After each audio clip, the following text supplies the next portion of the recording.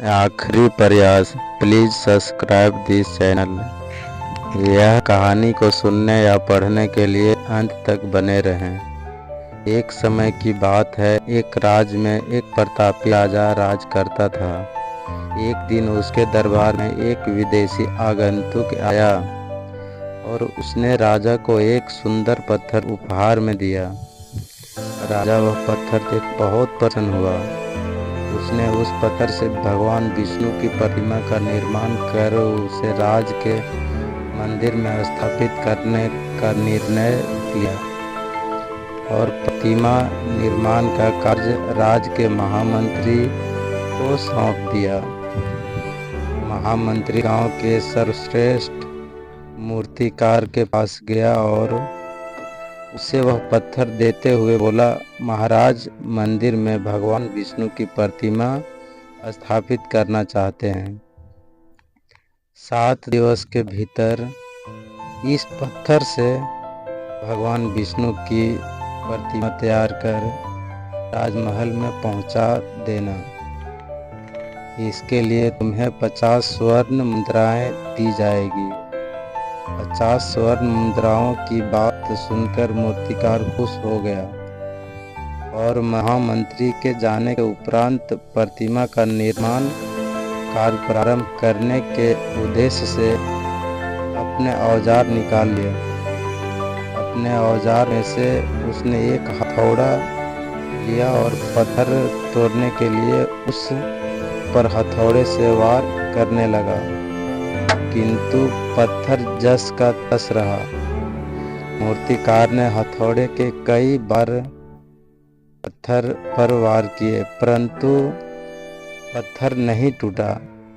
50 बार प्रयास करने के उपरांत मूर्तिकार ने अंतिम बार प्रयास करने के उद्देश्य से हथौड़ा उठाया, किंतु यह सोचकर हथौड़े पर प्रहार करने के पूर्व ही उसने हाथ खींच लिया कि अब जब 50 बार वार करने से पत्थर नहीं टूटा तो अब क्या टूटेगा। वह पत्थर लेकर वापस महामंत्री के पास गया और उसे यह कह वापस कर आया कि इस पत्थर को तोड़ना नामुमकिन है, इसलिए इससे भगवान विष्णु की प्रतिमा नहीं बन सकती। महामंत्री को राजा का आदेश हर स्थिति में पूर्ण करना था, इसलिए उसने भगवान विष्णु की प्रतिमा निर्मित करने का कार्य गांव के एक साधारण से मूर्तिकार को सौंप दिया। पत्थर लेकर मूर्तिकार ने महामंत्री के सामने ही उस पर हथौड़े से प्रहार किया और वह पत्थर एक बार में ही टूट गया। पत्थर टूटने के बाद मूर्तिकार प्रतिमा बनाने में जुट गया। इधर महामंत्री सोचने लगा कि काश पहले मूर्तिकार ने एक अंतिम प्रयास और किया होता तो सफल हो गया होता और 50 स्वर्ण मुद्राओं का हकदार बनता। दोस्तों, यह कहानी से हमें क्या सीख मिलती है? मित्रों, हम भी अपने जीवन में ऐसी परिस्थितियों से दो चार होते रहते हैं। कई बार किसी कार्य को करने के पूर्व या किसी समस्या के सामने आने पर उसका निराकरण करने के पूर्व ही हमारा आत्मविश्वास डगमगा जाता है और हम प्रयास किए बिना ही हार मान लेते हैं।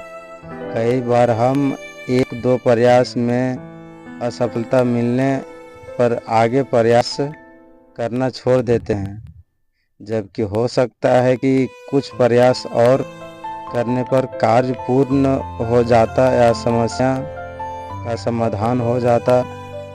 यदि जीवन में सफलता प्राप्ति करनी है तो बार बार असफल होने पर ही तब तक प्रयास करना नहीं छोड़ना चाहिए जब तक आप सफलता नहीं मिल जाती, जब तक आपको सफलता नहीं मिल जाती।